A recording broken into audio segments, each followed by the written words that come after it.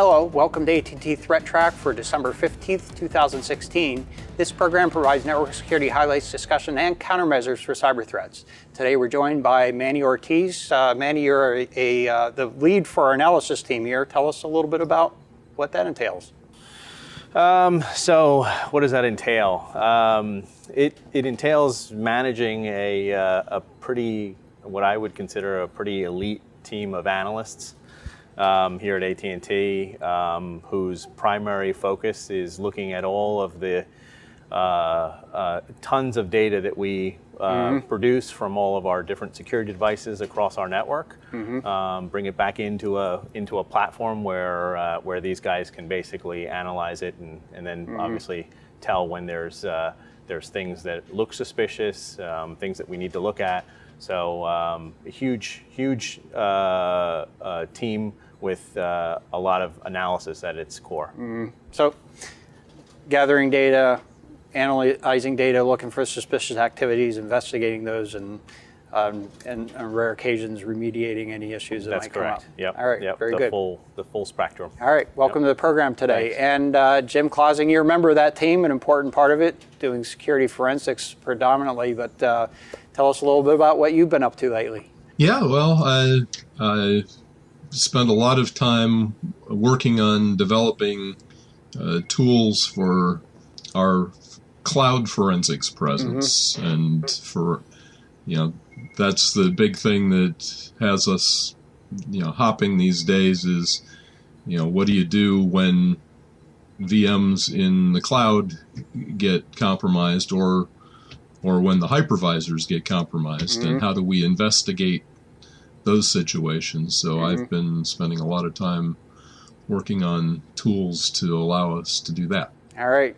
Yeah, very good. And better to be prepared than having to react to a situation you're not prepared for. So appreciate the work you do there, and welcome to the program. And I'm Brian Rexroad. We'll jump right into it here. And Manny, you get it first here. And I guess, we've been using credit cards in basically the current state for a while. There's a lot of work to try to get to chips. But when you're working on e-commerce sites, I'm not sure that there's really been any significant advancements there. But tell us what that leads to. Yeah, so the story that I'm going to talk about today, is talking, and it's kind of around this time of year. The credit card use a lot of purchasing, right, is extreme at this time of year. So it's probably really relevant to this time of year. So it basically talks about some research that was published in the academic journal of the IEEE, the Security and Privacy, from a team in Newcastle University in the UK. And I don't know if they coined the term, but they're calling the attack the distributed guessing attack. And basically what this attack is well, actually, before I get into the attack, this, if you remember, and I'm not sure whether we did a story on this, but the UK bank, Tesco Bank, they're actually looking to see whether or not there's a connection to this type of attack with that compromise over there, where I think there was about 40,000 accounts that were at least accessed, and I think 20,000 of them had money taken out of them, and I think in total it was something like 2.5 million pounds that was stolen, and I think they're attributing it to this particular attack. Or this type of methodology. Attack. Exactly. Yeah. So this particular attack, basically, it sort of hones in on two different weaknesses. The first weakness is basically each individual site, an e-commerce site, the ability for you to have to sort of run your guesses against many sites. So you've got typically you've got a single site that you're going to run your credit card data up against. Normal purchase transaction. You're going to go to a single site. You're going to do your transaction. Everything's right. good. So what this does is it takes advantage that you've got many different e-commerce sites out there, and each one of them allows a certain level of guessing to happen. And so, well, I mean, presumably they're typos, right? Exactly. Right. But the abuse side of it would be that there's an opportunity for doing guessing. So they're going to limit it to perhaps 3 or 5 or something along those Exactly. lines, Something. Something. I think they were saying somewhere that it ranges somewhere between 10 and 20 guesses. Okay. Which to me sounds a little bit high. But again, they're trying to the folks that are curtail doing to it the know best, right? Exactly. They're trying to curtail to the customer at that point, realizing that people do make mistakes. They don't want to cut them off prematurely. So again, this sort of relies on that ability to sort of run your guesses against multiple websites, e-commerce websites. And we're not talking about 3 or 5. We're talking about probably 3,000. We're talking 5,000 about or something. Like right. That, We're talking about hundreds, right? So, Okay. and the thing is that you really, when you're looking at some of the data that is involved in card data, you actually don't need that many for things like the CVV number. So the CVV number is only a 3-digit number. You need 1,000 guesses. So 1,000 guesses spread over 100 sites, kind of easy to do. You got to at least save one site to actually do your purchase on, though. Correct. Right. You save that one for the end. I'm being facetious. So you've got basically that weakness, and then the other weakness is that there's no standard for each e-commerce site for what data they use to approve the transaction. Right. So there's differences, and so what they've done is they've created basically a script. I almost call it a bot, that allows them to use these weaknesses together. And basically what it goes out is it goes out and guesses at certain information. And when it gets certain information, it's able to basically move that information over to its next guess on another website, on another e-commerce website, to try to guess the next piece of information that they're looking for.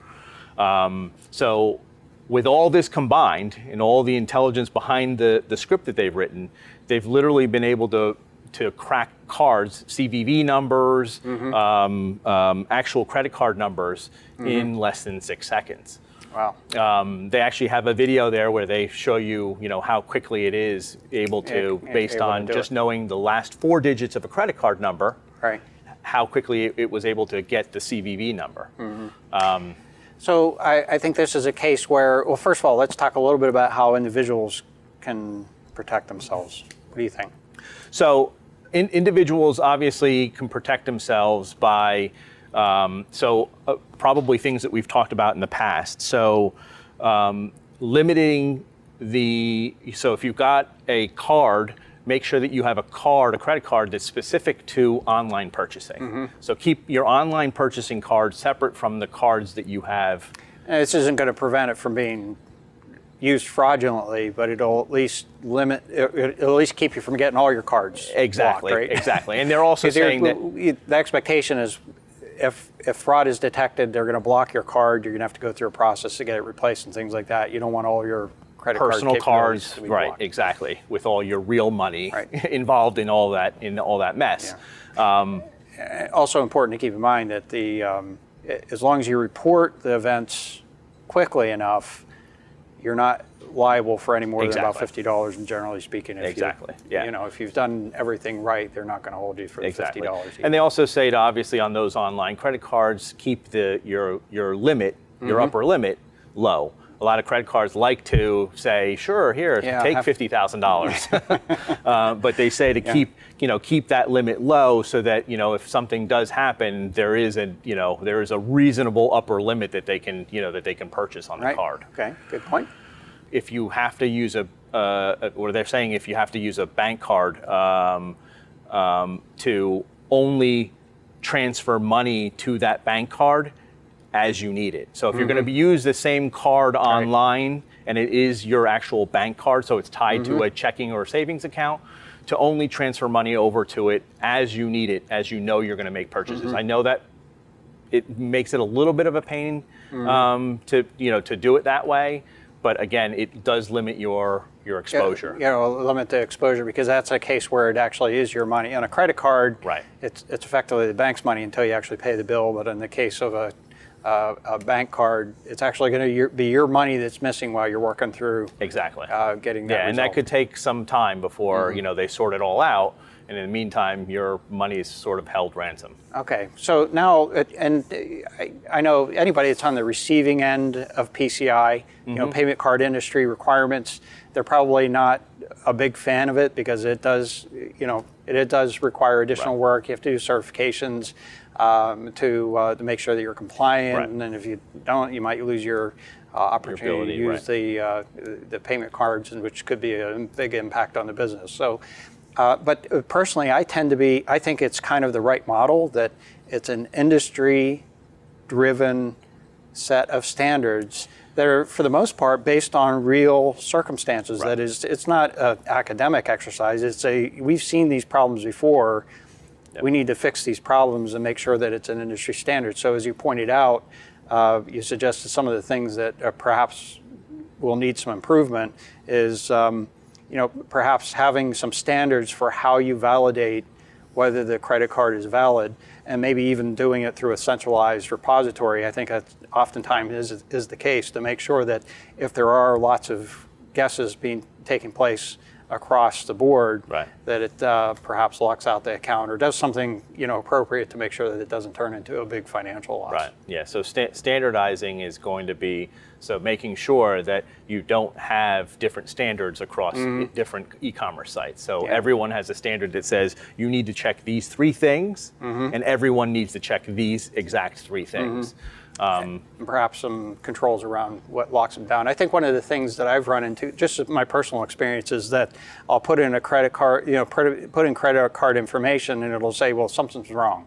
Well, I don't know what's wrong. And I'll fix the numbers, make sure that's all right, put it in, something's wrong.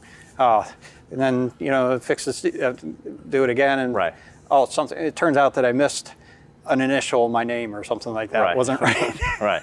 Yeah. Yep. So anyway, I digress. So I think that that's obviously that, and then obviously, like you said before, making sure that on the other side that there's good checking happening. So making sure that you can't actually have your card being checked across multiple e-commerce sites with it not being being checked at some central location. A human can only make so many purchases in a particular time. Exactly. Right? So there may be some exceptions to that.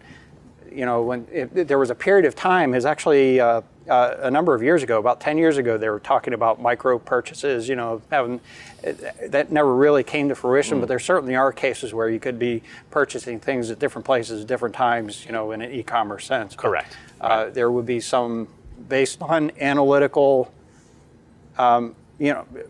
empirical analysis, you would be able to see that, this is normal behavior and something is different. Yeah. When something's different, you raise a flag and either put a block on or put a control in place to make sure it doesn't turn into a problem. Yep. So, all right, very good. Yep.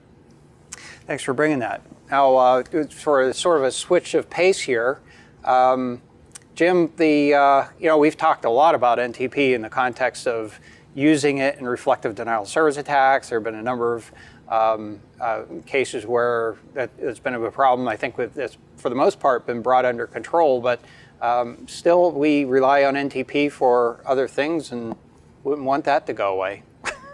Yeah, this one, I got my attention a couple of blog posts a week or 2 ago. The NTP project put out an update. They're the ones that provide the code that is used by, as the NTP daemon in most Unix and Linux distributions, and it's the code base that's used for NTP server across a lot of other devices. And, for someone like me who does, forensics and incident response, time is really important when I'm trying to correlate, logs and events across, firewalls and proxies and local logs on devices. So NTP is really important to me. And what they fixed here was a denial of service vulnerability in the NTPD code versions 4.2.6 something and 4.3 dot something up to whatever was current as of the 20th of November or thereabouts. And all it took was a single maliciously formed packet to kill the NTP daemon. It would cause a dereference of a null pointer and would crash the daemon. And, as I said, time being important for the kind of work I do, I need to be reasonably certain that all of the devices that are generating log data that I'm looking at are synchronized. So losing the source of time synchronization is something that is a concern. Of course, if somebody kills the NTP daemon, then that's an NTP server that can't be used for reflective denial of service attack. But good point. Fixes that problem. Yeah, but one of the blog posts that mentioned this was by a friend of mine that pointed out that one of the important things to keep in mind is how we architect our networks to try to protect some of the critical things like NTP. For example, time is important for Kerberos, which is the underlying mechanism in Active Directory for authentication. If the clocks get out of sync, you can't log in, you can't authenticate. So these kinds of things are important. So we need to define some defenses around these. Simple things like, as we've stated a number of times when we're talking about the denial of service, most NTP servers don't need to respond to queries from random folks on the internet. If internal to an enterprise, you'll have some number of NTP servers that are your reference, your high stratum. If you've got your own atomic clock or GPS clock, you can set up your own Stratum 1 server internally and then share that out. You can serve NTP up from your routers if you want to, but that should be controlled as to where you get your good time from, and who is allowed to query you to get time from you. If you need to go out to the internet to get good time, Stratum 1 time, then you should at least have firewall rules or ACLs on the routers to only limit the responses back from the servers you're expecting. Since it's UDP, obviously it could be spoofed, but you need to put some protections around that. And it's because time is so important for, as I said, for the kinds of things I do, for forensics and incident response.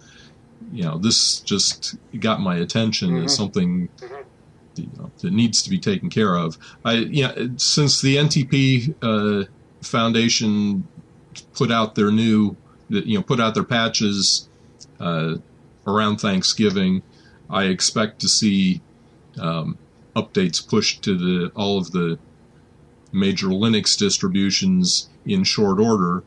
But as I said, it's the same code base that's used in a lot of other devices. So, how long is it going to take everybody else to get updated? That's a question. I know Cisco put out a vulnerability notification that they've got a whole bunch of their products that are affected, and there will be updates coming in the next few days and weeks to update them. And CERT vulnerability page lists a whole bunch of vendors, and they don't know whether they're impacted by this or not. All right. So I'd like to take this opportunity to point out, first of all, to your point, Jim, I think you're right on par that as you're actually pointing out right now, the path to getting the appliances and various devices that support NTP updated is probably going to be a relatively long one. So you don't want to be necessarily dependent on fixing, on patching NTP. You want to be resilient to this type of an attack or even other ones that might pop up related to NTP. That is, and again, as you point out, it's important that you not only have time available, but you're able to trust that time. You wouldn't want somebody to be able to try to drift your clock, and that can cause other kinds of problems, not just in the logs themselves, but some authentication systems could be fooled by having an inaccurate time in your system. So that's perhaps another aspect of this to be paying attention to. So, and it's not that difficult. It just requires a little bit of thought, and as you started this discussion, some architecture around how you manage time in your enterprise environment. What is your authoritative source? How is that distributed down to local data centers, and making sure that they stay controlled and in sync, and rather than just, there's a time server over there, let's use that one. Have a little bit of structure around that. Right, and these days, the GPS clocks are cheap, compared to when I started, looking at these things when the only Stratum 0 sources you could get were the atomic clocks, which were very expensive. These days you can get relatively cheap clocks that you can put in your data center if you can get a decent antenna on the roof. And so you can have one in each of your big data centers that can then feed time out to your name servers or your DHCP servers that can then feed your individual laptops and workstations and so forth. You can't, at the lowest level, you're not going to be able to protect all of them from a malicious insider, because you're going to expect that each of the laptops and whatever are going to be querying for time. So you can't say, well, I won't accept time from this entire subnet or something. If you got a bad guy crafting these malicious packets on the inside, you do have a problem. But exactly as you were saying, if you control your good sources, your ultimate trusted sources, and then feed those out and in a tree kind of a thing, multiple layers, but not too many layers. or you end up with a drift problem there. And then I guess the other thing that I was going to perhaps point out is this issue that you would point out with the appliances. First of all, you'd mentioned the GPS thing. You're absolutely right. There are devices that they can get GPS time, provide that as a time reference, and they are able to actually keep relatively accurate time, even if the GPS signal is lost for a period of time. The most difficult part of that whole thing is actually putting the antenna on in view of a GPS signal. But that's getting the antenna to someplace where it gets a good, clear view of the sky, so it can sync with multiple satellites. Yeah, especially in a data center that has no windows. So the next aspect of this is compare the appliance world, where it's difficult to get patches in place and the process to patch each device is unique to that particular device, to a virtualized world where you can run the NTP server as a part of a virtualized environment and have that under a relatively structured and standard patching processes associated with your infrastructure. So this is, I think, an example where the movement to a virtualized and cloud environment, even for at least in a controlled way, as we said, designed way, but even for managing time would perhaps be the right direction to be moving. So folks should be thinking about that, not just moving applications to a virtualized world, but the applications that support your applications could possibly be at least more secure in this virtualized environment. Yep. All right, very good, Jim. Thanks for bringing that. And The next thing I wanted to just share with you, and this is just a sort of relatively quick plug or a pointer, so to speak. We had Troy Hunt on the program some time ago. He's actually in the middle of September. He joined us and we talked a little bit about the data breaches and the impact of those associated with those data breaches. Well, he put together what I think is a relatively nifty business intelligence dashboard around I think it was on the order of 1.2 or 1.4 billion breach records that had been basically collected together. And so he has it categorized in terms of the type of information, that's the pie chart on the top left there, the type of information that's been taken, on the right top, basically the breach events that had taken place or the organizations that had been victimized associated with those breaches, and then across the bottom there, the timelines associated with those. And it's actually a dynamic site. We'll provide the link to you. You can go to the site and you can pick out different attributes, whether you want to look at the pie chart or when you look at the organization, and it will reflect those changes in the time frame or in the parts of the graph. So kind of nifty to play with for a few minutes and get a little better appreciation for some of the breach events that have taken place, and to put a little more thought into, for example, if you're associated with an enterprise, making sure that doesn't happen to your enterprise. You don't want to have a big block on that graph on there if you can help it. So I'd like to provide an internet weather report for December 15th, 2016, and this will be the last, or likely the last internet weather report for the year, so as long as we don't see anything, I guess, particularly notable. But taking a quick look at the top 10 most probed ports, this is activity from December 12th, and we see clearly that around 70% of the activity is from Telnet port 23 TCP, followed by port 7547 TCP. So the most notable item here, we've been reporting for weeks and weeks about the probing activity on port 23. I wanted to provide an update on port 7547, so we're going to take a little closer look at that in a moment here. And then that's followed by port 22 TCP, that's SSH. That tends to be probing activity looking for servers with weak passwords, followed by port 3389, that's remote desktop protocol, again looking for servers with weak passwords, perhaps non-existent passwords, followed by 1911 TCP. Now this is one that's moved up significantly since last week. It moved up 427 slots, but having investigated that a little bit further, that's activity associated with a research organization, so I'll classify that as innocuous. And then followed by port 80 TCP, that's web services, followed by port 21 TCP, that's FTP. That is also research activity, jumped up a number of slots, but coincides exactly with the 1911 activity in terms of time and the sources.